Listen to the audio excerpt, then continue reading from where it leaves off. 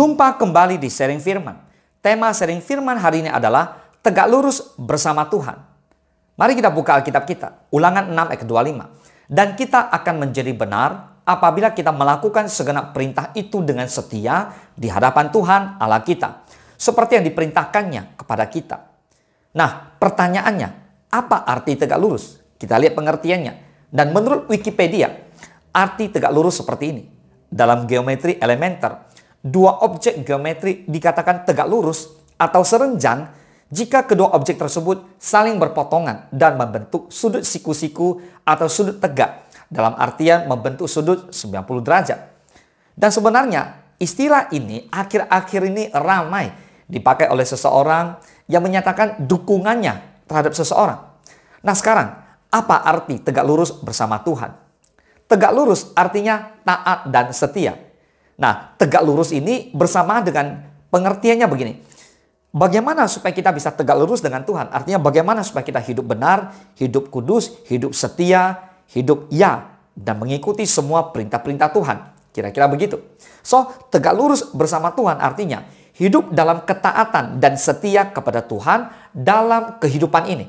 Dan kita hidup dalam kebenaran firman Tuhan. So, ketaatan adalah satu kata yang sangat mudah kita ucapkan.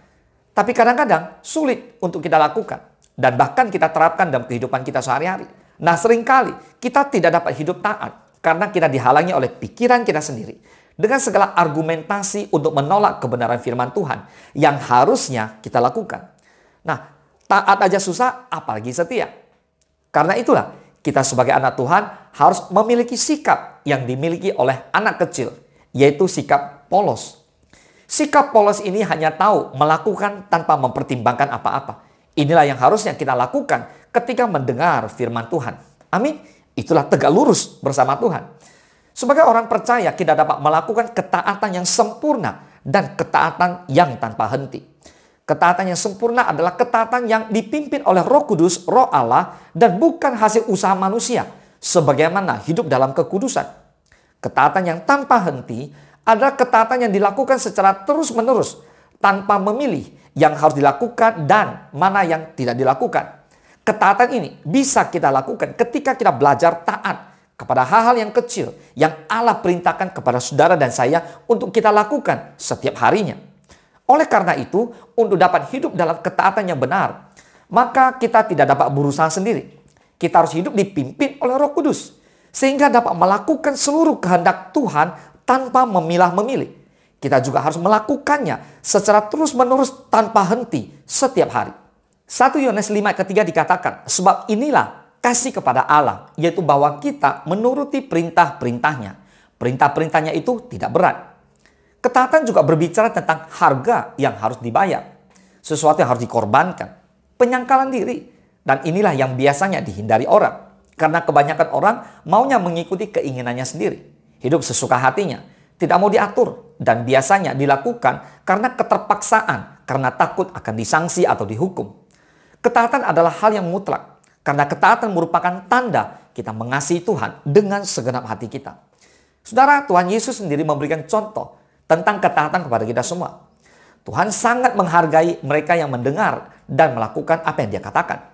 Dengan melakukan apa yang Ia perintahkan dengan taat, sesungguhnya kita telah mengikuti atau kita menjadi seorang pengikut Kristus.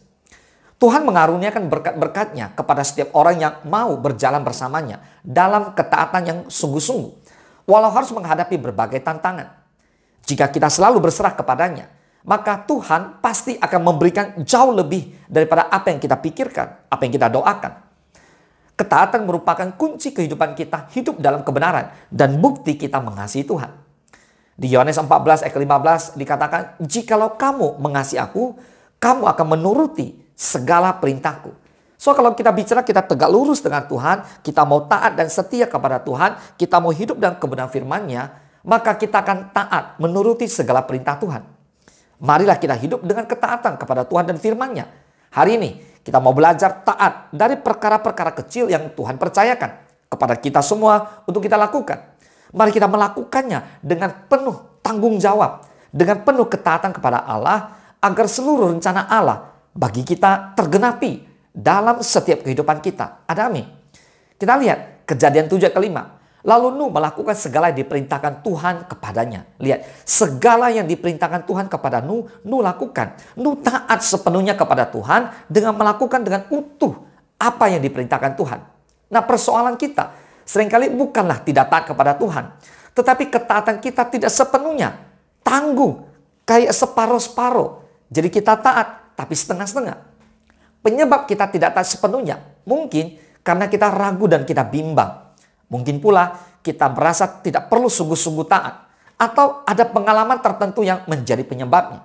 Coba sekarang kita menyelami isi hati Tuhan. Bagaimana perasaan Tuhan? Bayangkanlah jika kita seorang pimpinan, di mana bawahan kita tidak taat sepenuhnya terhadap apa yang kita perintahkan.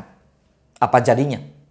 Bayangkan jika sebagai orang tua, anak-anak kita tidak taat dengan perkataan kita. Bagaimana perasaan kita? Jadi walau sering susah untuk taat dan ada harga yang harus dibayar dalam ketaatan, mari saudara saya dorong untuk kita berkomitmen untuk terus belajar taat dan setia sepenuhnya kepada Tuhan. Itulah jalan-jalan Tuhan dan itu yang terbaik bagi saudara dan saya. Kebesaran seseorang di dalam Tuhan tidak ditentukan apa talentanya dan apa karunia Tuhan kepadanya. Sebab semua itu pemberian Tuhan. Namun kebesaran seseorang terletak pada sejauh mana dia taat kepada firman Tuhan. Yakobus 2 ayat ke-21. Bukankah Abraham bapa kita dibenarkan karena perbuatan-perbuatannya ketika ia mempersembahkan Ishak anaknya di atas mezbah? Lihat, ketaatan baru disebut sebagai ketaatan sampai hal itu diwujudkan dalam sebuah tindakan nyata, bukan hanya melalui perkataan atau pikiran saja. Yakobus menegaskan, jika iman itu tidak disertai perbuatan, maka iman itu pada hakikatnya adalah mati. Abraham kembali dijadikan contoh tentang figur orang-orang benar yang hidup dalam ketaatan. Abraham tidak hanya taat dan percaya secara pikiran dan kemauan, tapi Abraham juga mempraktekkannya. Dan karena ketaatannya itulah, kehidupan Abraham menjadi berkat bagi bangsa-bangsa. Rasul Paulus mengatakan, dan oleh sebab kamu telah tahan uji dalam pelayanan itu, mereka memuliakan Allah karena ketaatan kamu dalam pengakuan akan Injil Kristus dan karena kemurahan hatimu dalam membagikan segala sesuatu dengan mereka dan dengan semua orang. 2 Korintus 9 ayat ke-13. Ketika ketaatan seseorang diwujudkan melalui tindakan nyata, hal ini dapat dilihat dan dirasakan oleh orang lain, sehingga nama Tuhan dipermuliakan melalui kehidupan orang tersebut. Ketaatan yang diwujudkan dalam tindakan nyata akan memiliki kekuatan dan berdampak kuat untuk membawa orang datang kepada Tuhan. Pertanyaannya, bagaimana bisa menjadi orang yang taat? Saudara, untuk menjadi orang yang taat, mari hari ini kita belajar. Kita harus mempertajam pendengaran kita. Kita harus melatih diri untuk banyak mendengar seperti yang dikatakan oleh Yesaya. Setiap pagi yang mempertajam pendengaranku untuk mendengar seperti seorang murid. Yesaya 50 ayat ke-4b. Kita tidak mungkin bisa menjadi orang yang taat jika kita tidak belajar untuk mendengar. Banyak orang suka bicara, tak mau mendengar. Tapi Tuhan mau kita mendengar. Ketika kita mendengar firman Tuhan, mulailah tumbuh iman di hati kita. Dan kemudian kita melangkah dalam ketaatan. Tapi masih banyak di antara kita orang-orang Kristen yang tidak sungguh-sungguh hidup dalam ketaatan. Mereka datang ke gereja bukan karena taat, tapi karena sungkan. Mungkin ditelepon oleh temannya, saudaranya, keluarganya, atau bahkan gembalanya. Pada akhirnya dia datang, tapi tidak sungguh-sungguh ibadah. Ingat, ketaatan itu harus jelas.